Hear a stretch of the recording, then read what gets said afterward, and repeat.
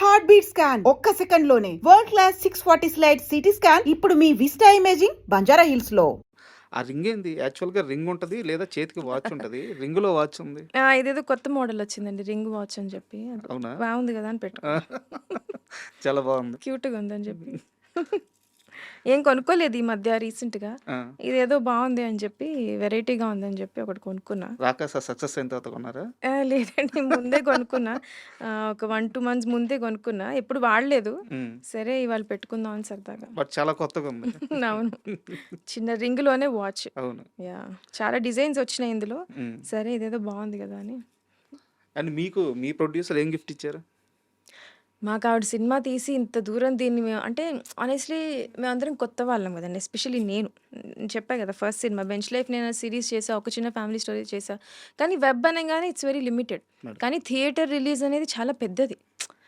ఎంతమందికి అవకాశం వస్తుందండి థియేటర్ ఒక సినిమా చేసి, అందులో నచ్చిన కథ చేసి, ఎటువంటి రెస్ట్రిక్షన్స్ లేకుండా, మనకి బడ్జెటరీ రెస్ట్రిక్షన్స్ ఎక్కువ పెట్టుకోకుండా యూనో అలాంటి అవకాశం ఇచ్చిందే నాకు చాలా పెద్ద గిఫ్ట్ అండి. చూడాలి ఇందాకే అన్నారు ఏదైనా పార్టీ చేసుకుందాం అన్నారు. తర్వాత ఏమన్నా ఇస్తారేమో. అండ్ మీరు సక్సెస్ అయిన తర్వాత, సినిమా సక్సెస్ అయిన తర్వాత, మీరు ఈ ప్రమోషన్స్‌లో తిరుగుతున్న సమయంలో చాలామంది పెట్టిన ఒకే ఒక థంబ్‌నెయిల్ ఏందంటే, 'రామ్ చరణ్‌తో నెక్స్ట్ మూవీ.' అవును. 'రామ్ చరణ్' అంటే నాకు చాలా ఇష్టం. 'రామ్ చరణ్‌కి కథ రెడీగా ఉంది' అని మీరు చెప్పారో, మరి ఆ ఇంటర్వ్యూలో పెట్టారో నాకు తెలీదు గానీ, బట్ 'రామ్ చరణ్' అంటే మీకు చాలా ఇష్టం అనే విషయం మాత్రం క్లారిటీగా అందరికీ తెలుసు. సో, ఆయనతో మీటింగ్ తరువాత మీ థాట్ ప్రాసెస్ ఎలా ఉంది? అంటే చరణ్ గారికి కథ రాయాలనుకుంటున్నారా? సో, చరణ్ గారి విషయంలో మీ ఆలోచన విధానం ఎలా ఉంది? రామ్ చరణ్ గారంటే నాకు చాలా ఇష్టమండి. ఆహ్, ఒక చిన్న family story and 'bench life' 2 series చేశా అని చెప్పా కదా! అందులో ఒక డైలాగ్స్ కూడా డైలాగ్స్ ఉంటాయి. ఉంటాయి. అవును. మనం చరణ్ అన్న ఫ్యాన్స్ కదరా అని. సో, మాకు చాలా అంటే పిచ్చి ఇష్టం. రామ్ చరణ్ గారంటే పిచ్చి పిచ్చి ఇష్టం. ఆయనకి కథలు రాసుకొని ఆయన డైరెక్ట్ చేయాలి అనేంత అంటే కోరికుంది. కాకపోతే అది ఓవర్ యాంబిషన్ అని కూడా నాకు తెలుసు. హ్మ్. బికాస్ రామ్ చరణ్ గారికి స్టోరీ అంటే, అంటే మనకి ఇష్టమైనప్పుడు వాళ్ళకి ఈ స్టోరీ రాసుకునే సరిపోదురా రామ్ చరణ్ గారికి ఈ స్టోరీ ఏంటి ఇంకా రాసుకోవాలి ఇంకా అది ఉంటుంది కదా! హ్మ్. నాకైతే అది ఉంది. బట్ ఏదైనా స్టోరీ అనుకున్నప్పుడు ఫస్ట్ మనకి నచ్చిన యాక్టర్‌ని ఫస్ట్ ఊహించేసుకుంటాం అందులో. మేము 'రామ్ చరణ్' గారిని అలా ఊహించేసుకొని చాలా కథలు అనేసుకుంటూ ఉంటాం. Hmm. But then every now and then కాదు ఆయన ఒక్కొక్క సినిమా వస్తుంటే 'ఆర్ఆర్ఆర్' వచ్చింది. తర్వాత ఇప్పుడు 'పెద్ది' వస్తుంది. ఆ మైల్ స్టోన్సే వేరే ఉంటాయి. సో, ఇంకా చాలా నేర్చుకొని రాయాలి. బట్ దెన్ వై నాట్ అండి. దేవుడి దయ ఉంటే ఎప్పుడైనా 'రామ్ సూపర్. చరణ్' గారంటే it would so and nice. Charan గారితో మాట్లాడిన ఆ మూమెంట్స్‌లో మీకు బాగా ఆయన చెప్పిన మాట, బాగా గుర్తుండిపోయే మాట ఏముంది? చెప్పాను గదా! మేము చాలా అంటే 'రామ్ చరణ్' గారి ఫ్యాన్. నేనొకసారి ఆల్రెడీ కలిసా 'రామ్ చరణ్' హ్మ్. గారిని. మీకు చెప్పానో లేదో ఇంతకుముందు. ఒక ఈవెంట్‌లో కలిసాం. కలిస్తే ఎళ్ళిపోతున్నాం. ఆయన 'ఇట్లు అర్జున' అని ఒక సినిమా చేసాం. అది చూసారాయన. హ్మ్. చిన్న బిట్ అది. హ్మ్. రిలీజ్ అవ్వలేదు ఇంకా. జస్ట్ ఒక చిన్న గ్లింప్స్ లాగా చూసి యాస్ ఎ టీమ్ వర్క్ చేసి నేను దానికి రైటర్‌ని. ఓకే. మహేష్ డైరెక్టర్. హ్మ్. ఆహ్, చేశారని చెప్పారు. నేను ఎళ్ళిపోతూ మనం ఏదైనా చెప్పేయాలి 'రామ్ చరణ్' గారికి.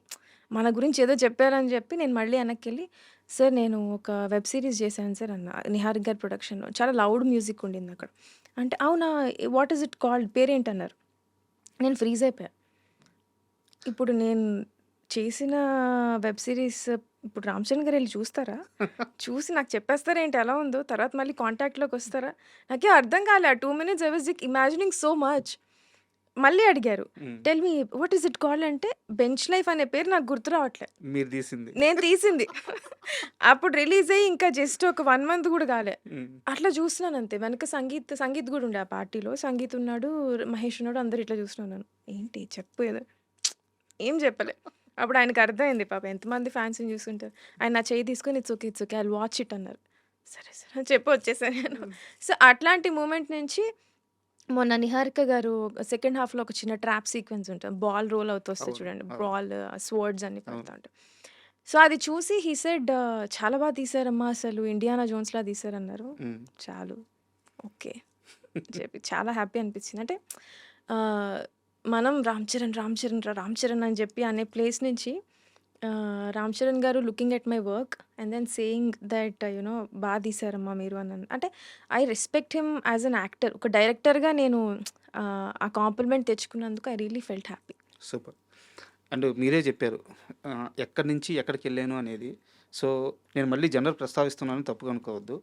యాజ్ ఎ వుమెన్‌గా అందులోనూ శ్రీకాకుళం లాంటి ఒక బ్యాక్‌డ్రాప్ నుంచొచ్చి ఇక్కడ డైరెక్ట్‌గా సెటిల్ అవ్వడానికి చాలా కష్టాలు పడి ఉంటారు. చాలా మందిని ఫేస్ చేసి ఉంటారు. ఈరోజు సక్సెస్ కొట్టిన తర్వాత ఈ మొత్తం ప్రయాణం వెనక్కి తిరిగి చూసుకుంటే ఎలా ఉంది? బావుందండి. నేను కొన్ని ఇంటర్‌వ్యూస్‌లో అడిగినప్పుడు గూడా నా స్పీచ్ ఎప్పుడైనా చెప్పినప్పుడు కూడా ఎక్కడో శ్రీకాకుళం అంటాను. ఎక్కడో అంటే ఐ డిడ్ంట్ మీన్ నా ఉద్దేశ్యం ఏదో నా ప్లేస్, నా ఊరిని కించపరిచాలనో కరెక్ట్. లేదా ఎక్కడో అని కాదు. నా ఉద్దేశ్యం ఏంటంటే నేను రైటింగ్ స్టార్ట్ చేసినప్పుడో లేకపోతే నేను సివిల్స్ ప్రిపేర్ అయ్యాను నేను. అది ప్రిపేర్ అవ్వాలని స్టార్ట్ చేసి నాకు ఇంటర్నెట్ కూడా లేదక్కడ. హ్మ్. యూట్యూబ్, వైఫై ఇంకా రాలా. వైజాగ్‌లో అక్కడ వచ్చాయి. సో, అక్కడ ఏంటి అనంటే ఆహ్, ఆహ్, యూ నో ఇంట్లో వాళ్ళని ఒప్పించి రావడం కూడా తక్కువ. ఆహ్, ఎప్పుడు డాక్టర్ అవ్వాలి, ఇంజినీర్ అవ్వాలి ఇటువంటి గోల్సే తప్ప ఈ ఈ ఇంటర్నెట్ స్ప్రెడ్ అవ్వచ్చు. ఇవన్నీ మాకు ఆబ్వియస్‌లీ లేట్‌గా వస్తాయండి. హ్మ్. అటువైపు అండ్ ఆల్సో బయట కొన్ని కొన్ని సార్లు శ్రీకాకుళం అంటే అందరూ అని చెప్పను. ఎక్కడో దగ్గర కొంతమందికి హ్మ్. అందరూ మంచిగానే రిసీవ్ చేసుకున్నారు. చాలా కైండ్ ఉన్నారు గానీ, ఒక 5%, 6% పీపుల్‌కి చిన్న హేళనగా ఉండేది హ్మ్. ఒకప్పుడు.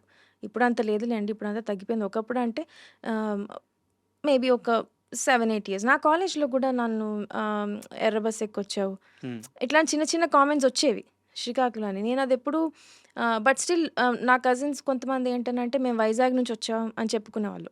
ఎందుకంటే బికాస్ ఆఫ్ చిన్న హేళన, చిన్న భయం ఉంటుంది గదా! హ్మ్. కానీ నేను శ్రీకాకుళం నుంచి వచ్చా. ఎర్ర బస్సా? అవును నాది ఎర్ర బస్సే ఏంటిప్పుడు చూసుకుందాం. ఇలా ఒక చిన్న ఉండేది. So, that is the reason I mention my place ఎక్కడికెళ్ళినా గూడా.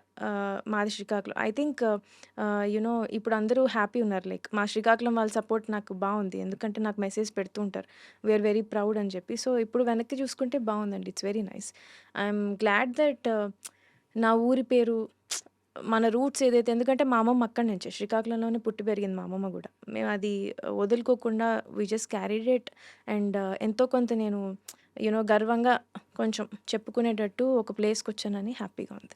నిజంగా అంటే మీరు చెప్పిన దానికి కంటిన్యూటీగా ఉత్తరాంధ్ర నేపథ్యమే చాలా గొప్పగా ఉంటదండి. ఎందుకంటే మనకి ఒక మహాప్రస్థానాన్నిచ్చిన శ్రీశ్రీ గాని, ఒక కన్యాశుల్కాన్నిచ్చిన గురజాడ అప్పారావు గాని, అవును.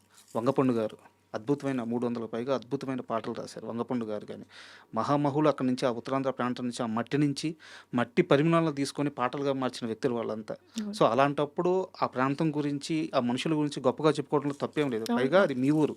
అవునండి. మీరు పుట్టిన గడ్డ. సో, దాంట్లో తప్పే ఉంది.